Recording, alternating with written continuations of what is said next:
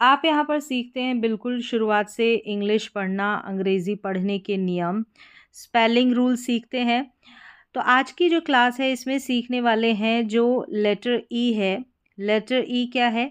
Consonant है या vowel है? ये आपको पता होना चाहिए, मतलब स्वर है या व्यंजन है। तो ई लेटर जो है वो स्वर में आता है, यानी कि वाउल लेटर है। ये इसका उच्चारण, इसको पढ़ने के, उच्चारण के 10 नियम यहाँ पर आज की क्लास में आप सीखेंगे कि 10 तरीके से हम अलग-अलग कैसे इसके उच्चारण निकल कर आते हैं। क्योंकि जो ई का उच्चारण रहता है, वो इस तरीके से ये सारे इसके उच्चारण होते हैं, कहीं पर शॉर्ट ई के रूप में, कहीं पर बड़ी ई के रूप में, कहीं पर ई कहीं पर कहीं पर करके या ए, ये सारे उच्चारण निकल कर आते हैं। तो कब कैसे आते हैं, इसके आप 10 नियम सीखने वाले हैं। तो चलिए स्टार्ट करते हैं आज की क्लास।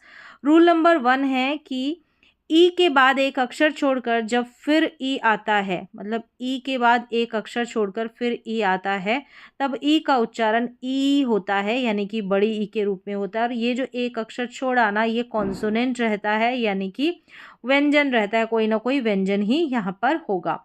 तो इस तरीके से इस पैटर्न में, यानी कि ई के बाद एक अक्षर छोड़कर ई आए, लास्ट में ये पैटर्न रहता है। तो उस ई को हम, यानी ये वाला जो ई रहता है इसको हम ई पढ़ते हैं, लास्ट में रहता है वो साइलेंट रहता है। चलिए देखें यहाँ पर सभी में ये वाला पैटर्न, एंड वाला पैटर्न, यहाँ पर ई के बाद एक अक्षर छोड़ा और जो अक्षर छोड़ेंगे वो व्यंजन होगा, यानी कि कॉन्सोनेंट रहेगा। तो डी यहाँ पर व्यंजन है। यहाँ पर भी देखिए ई के बाद एक अक्षर छोड़कर ई आया है, ई के बाद एक अक्षर छोड़कर ई आया है। जो एक अक्षर छूटेगा वो हमेशा कॉन्सोनेंट रहेगा, व्यंजन रहेगा। यहाँ पर भी ई के बाद एक अक्षर छोड़कर ई आया है, सेम यही पैटर्न आ रहा है। तो इस ई का उच्चारण ई होता है बड़ी ई के रूप में, जैसे कि ये seed, meet, theme, complete, delete, these, इस तरीके से। ये हो गया पहला रूल। ठीक है, अब रूल नंबर 2 देखेंगे कि शब्द के अंत में, यानी कि ये भी पैटर्न जो है लास्ट में रहता है। ये नियम में जो पैटर्न, ये वाला पैटर्न जो बताया जा रहा है, अंत में ई आर ई, ये वाला पैटर्न आए तो ई का उच्चारण ई करके होता है, यानी कि ई आर ई। या फिर ऐसे कह सकते हैं कि ई के बाद आर आए तो इस ई का उच्चारण ई करके होता है। ठीक है, क्या होगा? ई के बाद में आर आए या ई आर ई, ये पैटर्न आए। तो यहाँ पर देखेंगे तो ई आर ई आ रहा है, ठीक है, ई के बाद आर आ रहा है ऐसे, या फिर E R E R E. तो इस ई का उच्चारण, ये जो ई है ना, इस ई का उच्चारण ई करके होगा। जैसे यहाँ पर देखिए स्फीयर है, ठीक है, एटमॉस्फेयर है और सीवियर है, इस तरीके से। तो इस पैटर्न में ई आर ई वाले में ई का उच्चारण यहाँ पर ई करके होता है। तो बहुत मिनिमम स्पेलिंग्स रहती है इस पैटर्न में। चलिए तो नेक्स्ट रूल देखेंगे, रूल नंबर 3। यहाँ पर है कि लेकिन कुछ शब्दों में, यानी कि कुछ स्पेलिंग्स में ई आर ई को, अभी हमने देखा था कि ई आर ई वाला पैटर्न ही देखा था। तो यहाँ पर कहा है कि ई आर ई को ए करके, यानी एयर करके पढ़ा जाएगा, ई आर ई। तो यहाँ पर ये जो ई है, ये जो ई है ना, इसको ए करके पढ़ा जा रहा है, ऐसा कहेंगे कि ए करके। और जो अभी देखा तो वहाँ पे ई करके पढ़ा जा रहा था, क्या करके पढ़ा जा रहा था? ई, ये वाला ई। और यहाँ पर है ए करके। तो देखें ये स्पेलिंग्स, जहाँ पर ई आर ई का कॉम्बिनेशन रहता है, ई को ए करके, और पूरे कॉम्बिनेशन को एयर करके पढ़ा जाता है। जैसे कि यहाँ पर देखिए ई आर ई, तो यहाँ पर इसको एयर करके पढ़ा जा रहा है, ई आर ई को, यानी ईयर करके नहीं पढ़ रहे। अगर ईयर करके पढ़ेंगे तो गलत उच्चारण हो जाएगा। तो ये हो गया देयर और वेयर। तो यहाँ पर कहने का अर्थ है कि जो ई आर ई रहता है, ठीक है, इसके दो उच्चारण होंगे, दो उच्चारण होंगे। एक तो यहाँ पर ऊपर देखा, ठीक है, ई आर ई को ईयर करके पढ़ा गया, जैसे कि एटमॉस्फेयर में पढ़ा गया, ठीक है, वहाँ पर सीवियर में पढ़ा गया, ठीक है। अब यहाँ पर ये जो ई आर ई है, दूसरा इसका पढ़ना, यानी दूसरा इसका उच्चारण है एयर करके, जैसे कि देयर, वेयर, इस तरीके से। तो दो उच्चारण आपको याद रखने हैं ई आर ई के कॉम्बिनेशन के। फिर रूल नंबर 4 पे क्या है कि जब किसी शब्द में ई के बाद आर हो तब ई का उच्चारण अ करके होता है, यानी ई के बाद आर हो तो इस ई का उच्चारण अ करके होगा। तो यहाँ पर देखेंगे इन सारी स्पेलिंग्स में बीच में आएगा, ठीक है, बीच में आ रहा है, बीच में आ रहा है, ठीक है, बीच में। तो यहाँ पर इसको ई को अ पढ़ा जाएगा और ई के बाद में आर ज़रूर आ रहा है। तो jerk, heard, clerk, term, verb और हर्ब, इस तरीके से jerk, heard, clerk, term, verb और हर्ब। तो यहाँ पर एक ख्याल रखना है कि इसको र जो आर का जो र साउंड आएगा, इसको हम शॉर्ट साउंड ही इसका प्रोनाउंस करेंगे। अब जैसे इसको हम ये पढ़ लेते हैं इसको, और ये वाली स्पेलिंग, जैसे इसको वर्ब नहीं बोलते, वर्ब बोलते, वर्ब, यानी कि जो आर रहता वो कई बार स्पेलिंग्स में सुनाई नहीं देता, साइलेंट ही रहता है, और कई बार जो इसका साउंड प्रोनाउंस होगा वो आधा ही होगा, आधे र के रूप में हम इसका उच्चारण करेंगे, ठीक है। शॉर्ट साउंड इसका प्रोनाउंस होगा।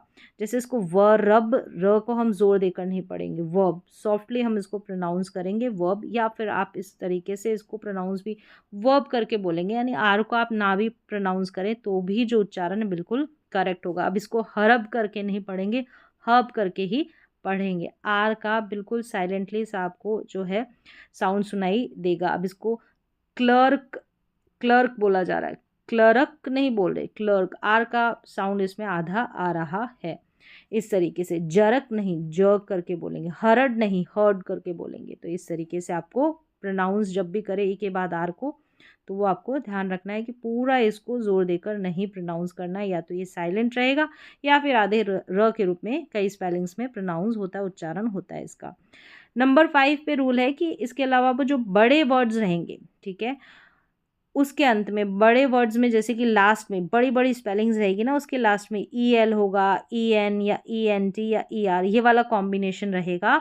तो यहाँ पर बड़े वर्ड्स में, तो वहाँ पर भी जो ई रहेगा उसका अ करके उच्चारण होगा। अभी हमने देखा कि ई के बाद आर आएगा, ये छोटे छोटे स्पेलिंग्स रहेगी, और ये जो कॉम्बिनेशन रहेगा ना ई के बाद आर वाला, छोटे स्पेलिंग्स में बीच में रहेगा, और दोनों तरफ ई आर के दोनों तरफ क्या रहेंगे, कॉन्सोनेंट रहेंगे। जैसे कि इसमें देखेंगे तो सब में ई आर बीच में है, और दोनों तरफ, जैसे जर्क में देखेंगे तो जे और के दोनों क्या है, कॉन्सोनेंट है, व्यंजन है। तो इस तरीके से जो बड़ी स्पेलिंग्स रहेगी उसमें ये वाला कॉम्बिनेशन रहेगा, यहाँ पर लिखा हुआ है E L, E N, E N T और ई आर, ये वाला कॉम्बिनेशन रहेगा। तो यहाँ पर भी इस ई का उच्चारण अ करके होगा। ये आपको बड़ी स्पेलिंग्स में देखने को मिलेगा। यहाँ पर देखिए सारी की सारी बड़ी स्पेलिंग्स है। यहाँ पर देखिए combination E L, E L, E L, यहाँ पर E N, E N, E N. तो यहाँ पर इस तरीके से इस कॉम्बिनेशन में लास्ट में जब ये कॉम्बिनेशन में ई आ रहा है तो इस ई को हम अ करके पढ़ेंगे। जैसे कि इसको ट्रैवल पढ़ा, ट्रैवल नहीं पढ़ते, स्क्वायरल पढ़ा, अल करके आ रहा है। ये कैनल हो गया, अल, ई एल को अल। टोकन हो गया, अन, ई एन को, ये हो गया रोटन, ठीक है। बैरन, करंट, एब्सेंट, डिफरेंट, इस तरीके से एंट, यानी अ ही साउंड आ रहा है, ठीक है। ई एन टी हो या यहाँ पर ई एन हो तो इस ई का साउंड अ आ रहा है। अब जैसे टीचर में है, टीचर में भी लास्ट में देखेंगे तो ई आर है, पोस्टर में भी ई आर है, फार्मर में भी ई आर है, तो इस ई का उच्चारण अ करके होगा।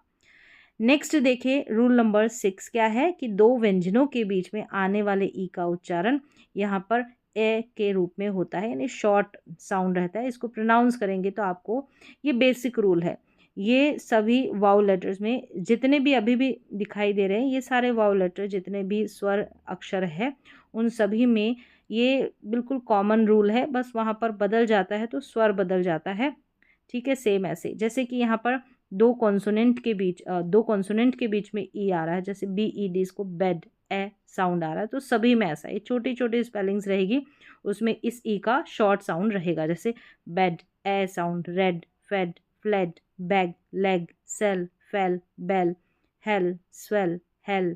तो ये वाला रिपीट हो गया है। Send, bet, set, net, yet, wet, man, इस तरीके से। तो यहाँ पर ये सारे स्पेलिंग्स जो मिल जाएगी आपको, दो कॉन्सोनेंट के बीच में ई मिलेगा तो वहाँ पर ई का शॉर्ट साउंड, यानी B E D bed, R E D red, A sound pronounce हो रहा है। बिल्कुल बेसिक और शुरुआती लेवल का ये नियम है। चलिए अब नेक्स्ट देख लेते हैं, शॉर्ट साउंड प्रोनाउंस होता है यहाँ पर ई का। रूल नंबर 7 है कि शब्द के अंत में आने वाले ई का उच्चारण नहीं होता। तो अधिकतर स्पेलिंग्स में जो है ई साइलेंट ही रहता है, ठीक है। कई स्पेलिंग्स में आपको नज़र आ जाएगा कि यहाँ पर या तो जो है कोई ना कोई लास्ट में अगर ई रहता है तो कोई ना कोई यहाँ पर जो है वो रहता है, क्या, स्वर रहेगा, वाउल लेटर रहेगा। AEIOU में से कोई ना कोई रहेगा, तब रहेगा, तो ये कॉम्बिनेशन रहेगा वहाँ पर, तो ठीक है, वो एक्सेप्शन है। लेकिन यहाँ पर देखेंगे तो एल हो गया, एम हो गया, के हो गया, ये क्या है, ये व्यंजन है, कॉन्सोनेंट है। इसके लास्ट में आपको ई नज़र आ रहा है, ये साइलेंट रहता है, जैसे फाइल, ठीक है, टाइम, टेक, इस तरीके से। अब ई जो है लास्ट में साइलेंट रहेगा। ई से पहले जैसे के हो गया, एक व्यंजन हो गया, और ये जो ए आया ना, इसका लंबा उच्चारण होगा, लॉन्ग प्रोनाउंसिएशन होगा, ठीक है, लॉन्ग साउंड प्रोड्यूस होगा। यहाँ पर आई है तो इसका भी, ठीक है, यहाँ पर भी आई है, तो जो भी इस कॉम्बिनेशन में रहेगा ये आपने ऑलरेडी नियम में पढ़ रखा है। मतलब कोई सा भी वाउल लेटर रहेगा, लास्ट में कॉम्बिनेशन रहेगा, और यहाँ पर जो है कॉन्सोनेंट आ जाएगा, व्यंजन, लास्ट में ई रहेगा, तो ये जो वाउल लेटर है इसका उच्चारण लॉन्ग लॉन्ग होगा, ठीक है, यानी खींच कर हम इसको प्रोनाउंस करेंगे। चलिए, यहाँ पर देखा कि लास्ट में ई जो है वो क्या है, साइलेंट है। लेकिन यहाँ पर दे रखा है, जैसे मैंने ऑलरेडी बताया, कुछ एक्सेप्शंस में कुछ स्पेलिंग्स रहेगी जहाँ पर जो है लास्ट में ई रहेगा ना, वो साइलेंट नहीं रहता। तो लेकिन कुछ गिने चुने शब्दों में, ठीक है, कुछ शब्दों में यहाँ पर देख ले, जैसे यहाँ पर है, अब इस ई का उच्चारण हुआ है, फिनाली ई करके हुआ है, यहाँ पर हिंदी में आप देख लें। रेसिपी में भी यहाँ पर रेसिपी, ठीक है, इस तरीके से कर ले इसको, रेसिपी, ई साउंड इसका प्रोनाउंस होगा।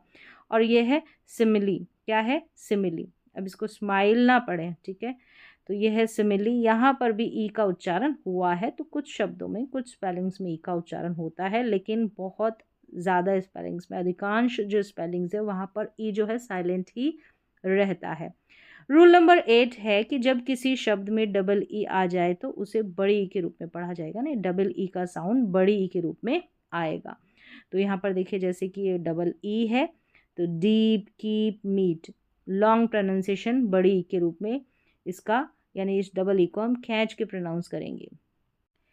ई का शॉर्ट प्रोनाउंसिएशन कहाँ पर होता है, दो कॉन्सोनेंट के बीच में, छोटी छोटी स्पेलिंग्स जो रहती है उसमें बीच में ई रहता है ना, तो वहाँ पर इसका शॉर्ट उच्चारण होता है। तो डबल ई का बड़ी ई के रूप में उच्चारण होगा। चलिए बढ़ते हैं आगे रूल नंबर 9 पर। रूल नंबर 9 है कि ई ए या डबल ई के बाद आर आए, मतलब ई ए के बाद या डबल ई के बाद क्या आए, आर आ जाए, तब ई ए और डबल ई इसका उच्चारण ई अ करके होता है। इन दोनों का उच्चारण ही ई अ करके होगा। तो यहाँ पर देखें, ई ए के बाद आर, ठीक है, ई ए के बाद आर, तो ई अ करके, डियर, टीयर, गियर, हियर, इस तरीके से। यहाँ पर भी ई ए के बाद आर, नियर, ई अ करके उच्चारण होगा। और जो र है ना, ये आर के लिए आया है, आर का साउंड है, इसलिए ये लास्ट में र है आर के लिए। और ई के लिए, ये जो ई आ रहा है इसके लिए ई अ करके है। अब यहाँ पर ई और ए है साथ में, ई और ये अ, ठीक है, इस तरीके से। फिर देखिए यहाँ पर डबल ई के बाद आर आ रहा है, तो इसको भी ई अ करके प्रोनाउंस करेंगे, तो चीयर, डियर, तो यहाँ पर डबल ई के बाद आर। तो इस तरीके से आपको ख्याल रखना है कि ई ए या डबल ई के बाद आर आएगा, तो यहाँ पर ई ए और डबल ई का उच्चारण ई अ करके होगा। रूल नंबर 10 है कि ई के बाद यू होने पर साथ में, यानी ई और यू को साथ में है, यू पढ़ा जाएगा, ई और यू को। कुछ स्पेलिंग्स रहती है बहुत कम, तो यहाँ पर देखें, जैसे यूलॉजी, ये है फ्यूड, यहाँ पर ई यू है ना, इसको यू करके पढ़ा जा रहा है, यूरोप, इस तरीके से। ई यू साथ में है, यूरोप में भी देखिए यहाँ पर शुरू में, तो इसको यू करके पढ़ा जा रहा है। ये भी बहुत कम स्पेलिंग्स रहेगी, ठीक है, देखने को जो मिलेगी बहुत कम, जैसे यूलोजी हो गया, फ्यूड हो गया, यूरोप हो गया, जिनका अधिकतर इस्तेमाल होता है। तो इस तरीके से आज की जो क्लास है इसमें आपने सीखे जो वाउल लेटर, यानी कि जो स्वर ई है, इसके उच्चारण के टोटल 10 नियम यहाँ पर सीखे, इसको प्रोनाउंस करने के, इसको पढ़ने के। तो आज की प्रोनाउंसिएशन की इंग्लिश स्पेलिंग रूल्स की क्लास में बस इतना ही। मिलते हैं अगली क्लास में।